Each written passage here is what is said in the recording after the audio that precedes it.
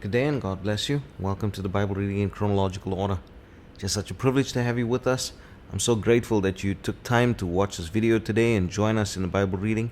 And I pray that the overview and the reading would be a blessing to you today. Today we're busy in the second book of the Chronicles, and we're going to be going through chapters 10, 11, and 12. And this is basically a recap of what we read through yesterday, but yesterday's reading was taken from the book of Kings. Today we're going through the book of Chronicles.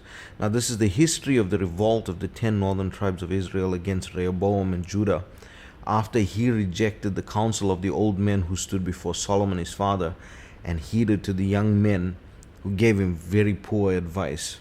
Now as you're going through it, you'll see the young men actually told him to be hard with the people that came up to him, Jeroboam and the people of the northern tribes. And this was not the right thing to do at the time, and the old men advised him differently, and he just didn't listen to them.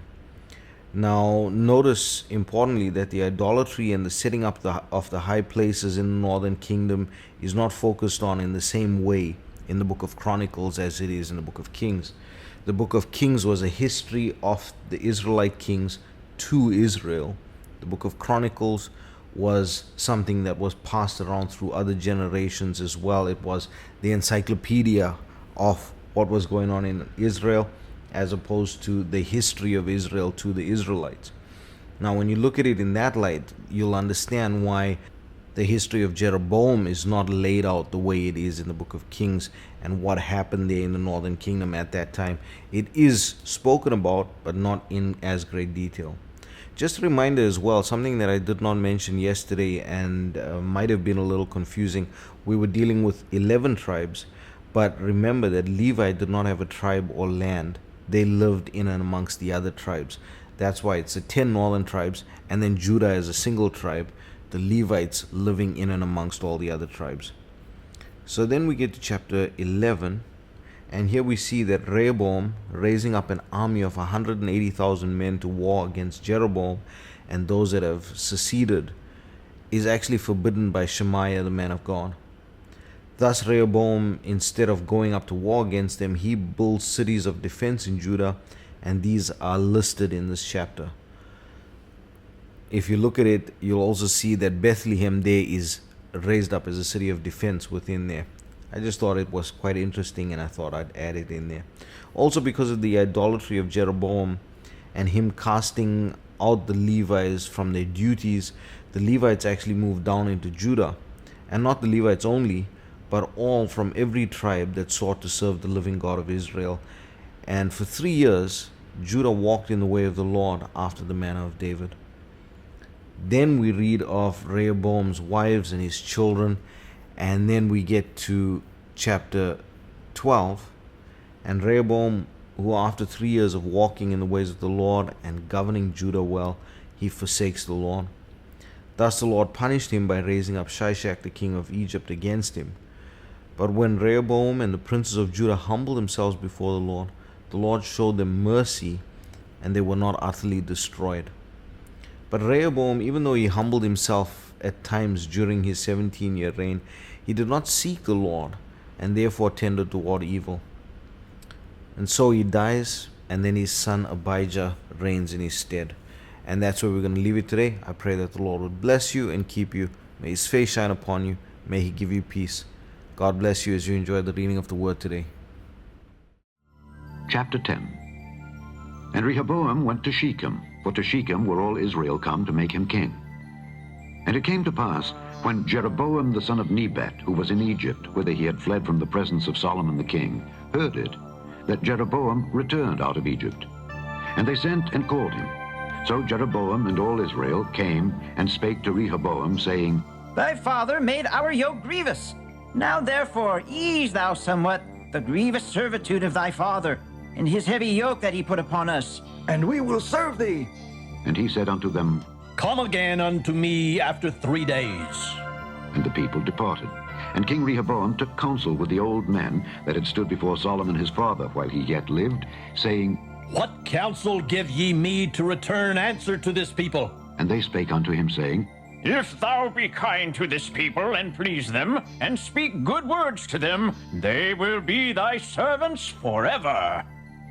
But he forsook the counsel which the old men gave him, and took counsel with the young men that were brought up with him, that stood before him. And he said unto them, What advice give ye that we may return answer to this people which have spoken to me, saying, Ease somewhat the yoke that thy father did put upon us?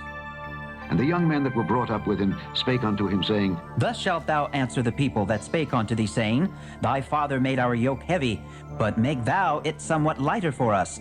Thus shalt thou say unto them, My little finger shall be thicker than my father's loins. For whereas my father put a heavy yoke upon you, I will put more to your yoke. My father chastised you with whips, but I will chastise you with scorpions. So Jeroboam and all the people came to Rehoboam on the third day, as the king bade, saying, Come again to me on the third day. And the king answered them roughly. And King Rehoboam forsook the counsel of the old men, and answered them after the advice of the young men, saying, My father made your yoke heavy, but I will add thereto. My father chastised you with whips, but I will chastise you with scorpions. So the king hearkened not unto the people, for the cause was of God, that the Lord might perform his word, which he spake by the hand of Ahijah the Shilonite to Jeroboam the son of Nebat. And when all Israel saw that the king would not hearken unto them, the people answered the king, saying, What portion have we in David? And we have none inheritance in the son of Jesse. Every man to your tents, O Israel. And now, David, see to thine own house. So all Israel went to their tents.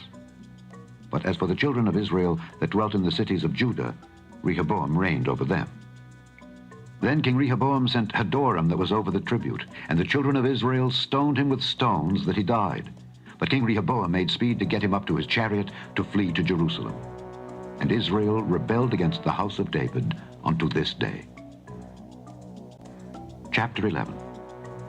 And when Rehoboam was come to Jerusalem, he gathered of the house of Judah and Benjamin 180,000 chosen men which were warriors, to fight against Israel, that he might bring the kingdom again to Rehoboam.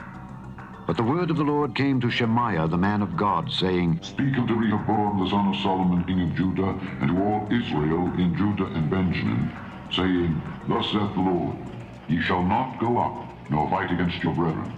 Return every man to his house, for this thing is done of me. And they obeyed the words of the Lord, and returned from going against Jeroboam. And Rehoboam dwelt in Jerusalem, and built cities for defense in Judah.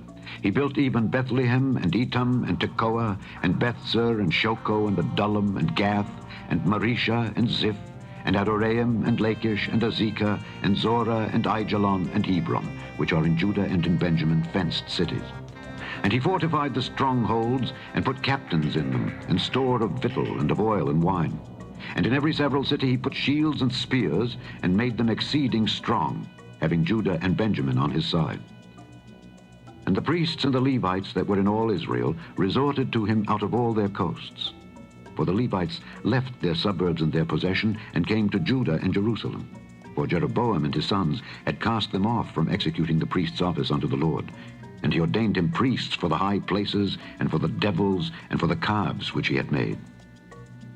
And after them, out of all the tribes of Israel, such as set their hearts to seek the Lord God of Israel, came to Jerusalem to sacrifice unto the Lord God of their fathers. So they strengthened the kingdom of Judah, and made Rehoboam the son of Solomon strong 3 years. For 3 years they walked in the way of David and Solomon. And Rehoboam took him Mahalath, the daughter of Jerimoth, the son of David, to wife, and Abihail, the daughter of Eliab, the son of Jesse, which bare him children, Jeush, and Shamariah, and Zaham. And after her he took Maacah, the daughter of Absalom, which bare him Abijah, and Attai, and Ziza, and Shelomith. And Rehoboam loved Maacah, the daughter of Absalom, above all his wives and his concubines. For he took 18 wives, and 80 concubines, and begat 28 sons, and 80 daughters. And Rehoboam made Abijah the son of Maacah the chief, to be ruler among his brethren, for he thought to make him king. And he dealt wisely, and dispersed of all his children throughout all the countries of Judah and Benjamin unto every fenced city. And he gave them victual in abundance. And he desired many wives. Chapter 12. And it came to pass, when Rehoboam had established the kingdom, and had strengthened himself, he forsook the law of the Lord, and all Israel with him. And it came to pass that in the 5th year of King Rehoboam, Shishak, king of Egypt, came up against Jerusalem, because they had transgressed against the Lord, with 1,200 chariots and 70,000 horsemen. And the people were without number that came with him out of Egypt, the Lubims, the Suckians, and the Ethiopians. And he took the fenced cities which pertained to Judah, and came to Jerusalem. Then came Shemaiah the prophet to Rehoboam and to the princes of Judah that were gathered together to Jerusalem because of Shishak, and said unto them, Thus saith the Lord, Ye have forsaken me, and therefore have I also left you in the hand of Shishak. Whereupon the princes of Israel and the king humbled themselves, and they said, The Lord is righteous. And when the Lord saw that they humbled themselves, the word of the Lord came to Shemaiah, saying, They have humbled themselves, therefore I will not destroy them, but I will grant them some deliverance, and my wrath shall not be poured out upon Jerusalem by the hand of Shishak. Nevertheless, they shall be his servants, that they may know my service and the service of the kingdoms of the countries. So Shishak king of Egypt came up against Jerusalem, and took away the treasures of the house of the Lord, and the treasures of the king's house. He took all.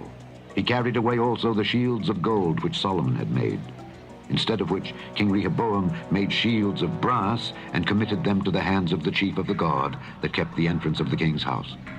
And when the king entered into the house of the Lord, the guard came and fetched them, and brought them again into the guard chamber. And when he humbled himself, the wrath of the Lord turned from him, that he would not destroy him altogether. And also in Judah things went well. So King Rehoboam strengthened himself in Jerusalem and reigned. For Rehoboam was 41 years old when he began to reign, and he reigned 17 years in Jerusalem, the city which the Lord had chosen out of all the tribes of Israel to put his name there. And his mother's name was Naamah, an Ammonitess. And he did evil, because he prepared not his heart to seek the Lord. Now the acts of Rehoboam, first and last, are they not written in the book of Shemaiah the prophet, and of Iddo the seer, concerning genealogies? And there were wars between Rehoboam and Jeroboam continually. And Rehoboam slept with his fathers, and was buried in the city of David. And Abijah his son reigned in his stead.